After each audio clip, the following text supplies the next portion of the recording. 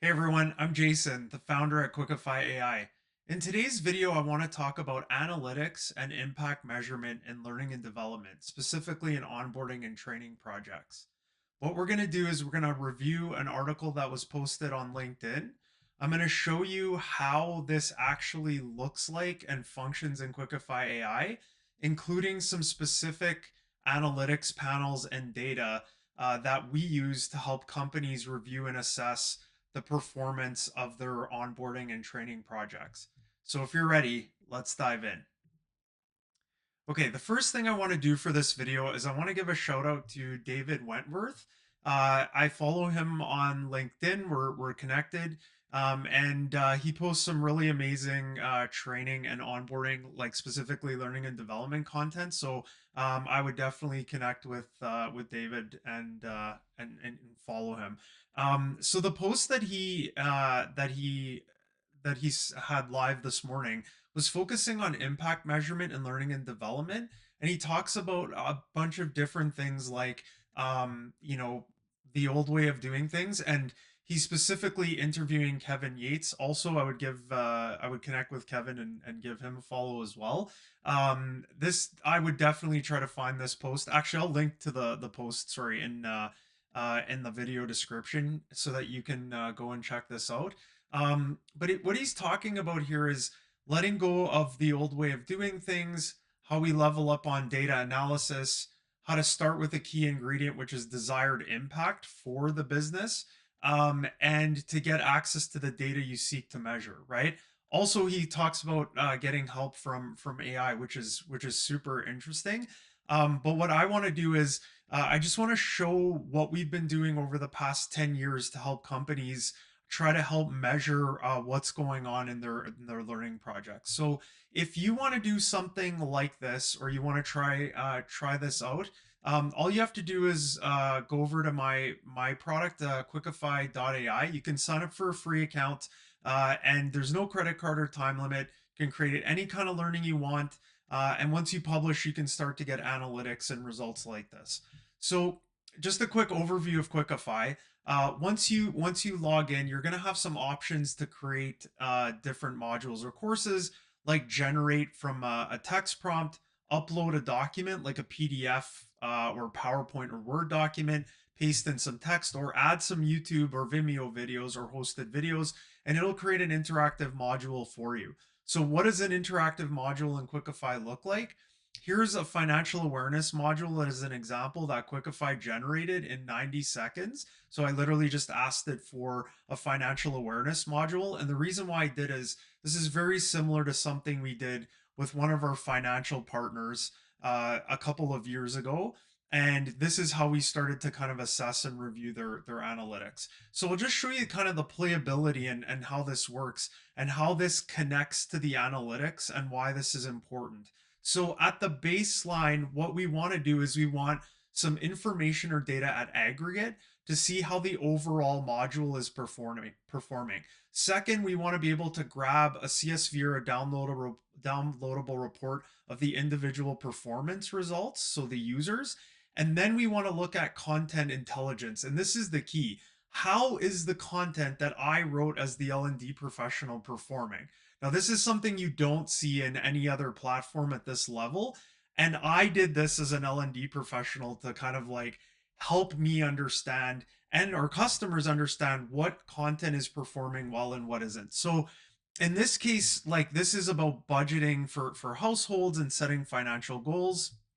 And this all the content in here was added by the AI, and then I can go and modify it very easily. So I haven't personalized it with any other logo for a customer, but you can see how this works. Now, why I'm showing the learning format of the module is because this actually ties into the analytics. So as the player is progressing, it has gamification built in, and this is the key. The gamification is seamlessly integrated into the learning module so that the user is specifically confirming and completing an item before they move on. So in this case, you can see I've completed the first task, which is an overview. It's a series of flashcards or slides, and now I'm going to do something like fill in the blank.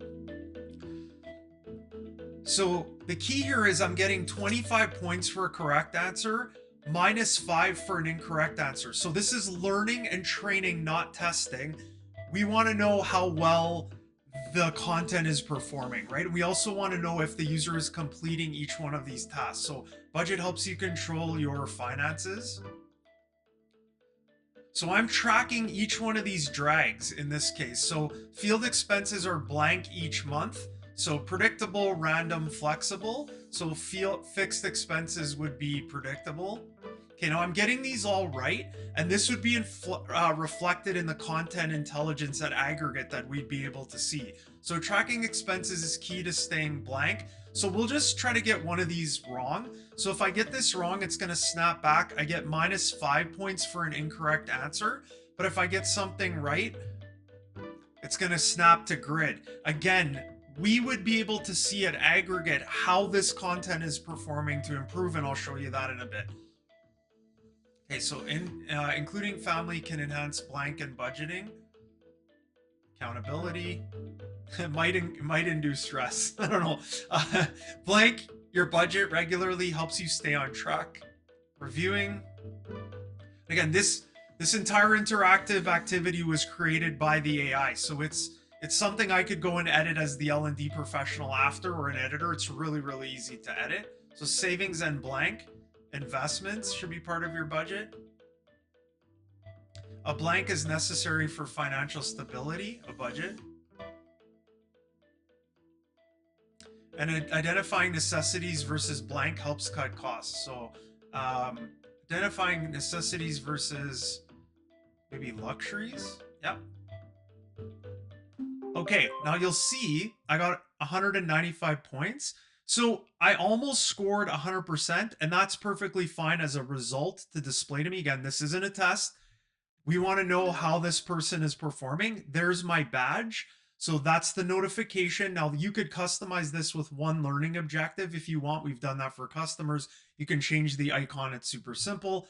Now what it's doing is it's unlocking the subsequent activity. Now this is progression that we are tracking, and we know this. So this is what happens when you know at the outset and you've worked with many customers in both the enterprise and at the small and business, like small and medium business level, what to look out for to deliver some sort of impact. So I won't click on the next item.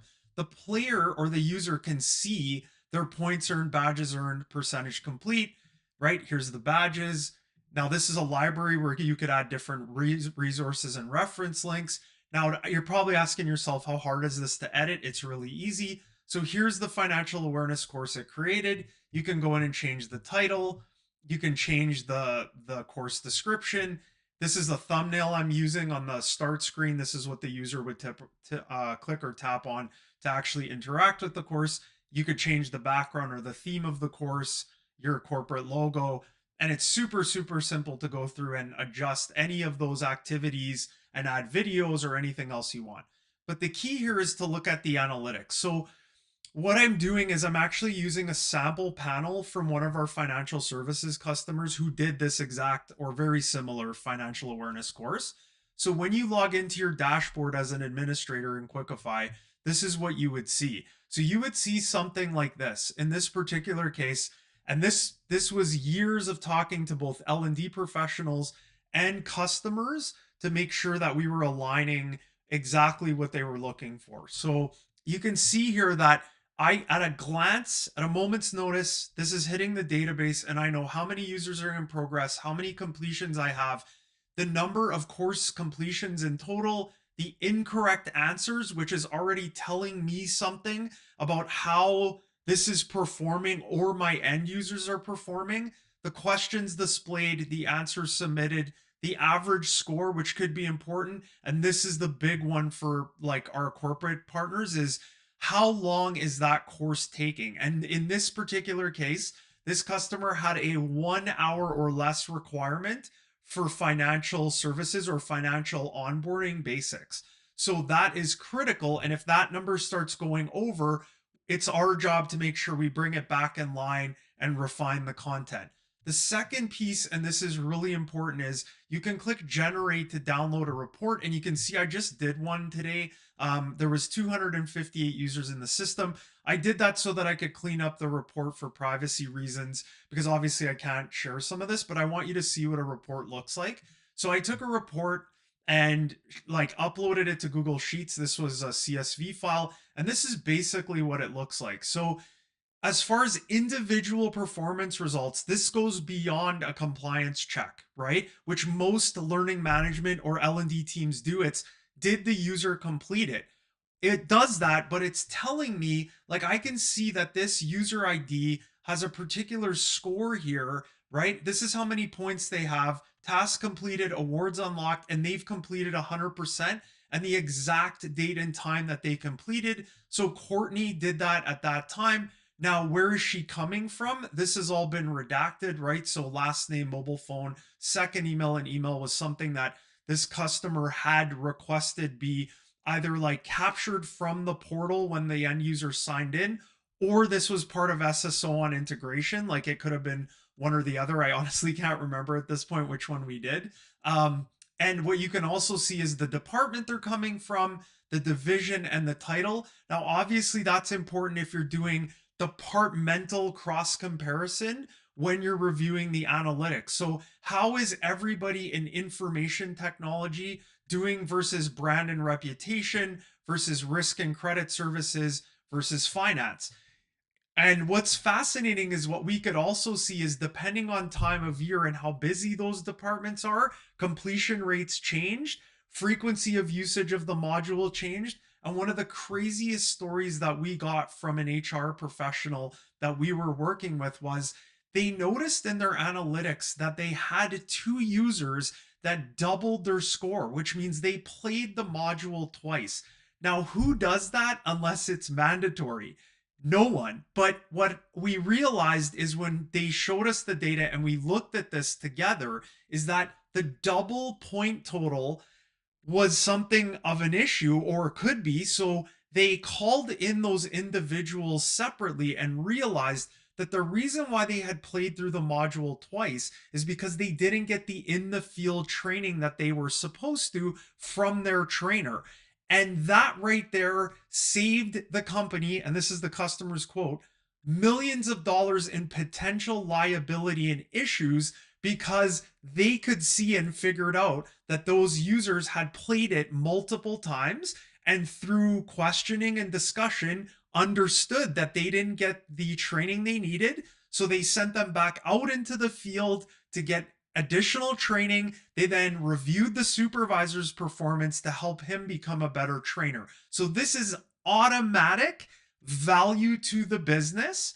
And then it goes further than that, which is if you look at something like the analytics panel and you as the L&D professional, which is what I've been for the past 20 years, want to know how the individual content is performing. If I look at this module on saving and investing, and I look at something like the effects of time, which was one of the questions, I can see the average time spent on the intro title or the title screen, that the multiple choice with image answers that they responded to, and the number of incorrect answers. So I can see that monthly interest rate compounded, again, monthly, was selected 86 times, which is a lot, right? So there is obviously something going on with this content or this item.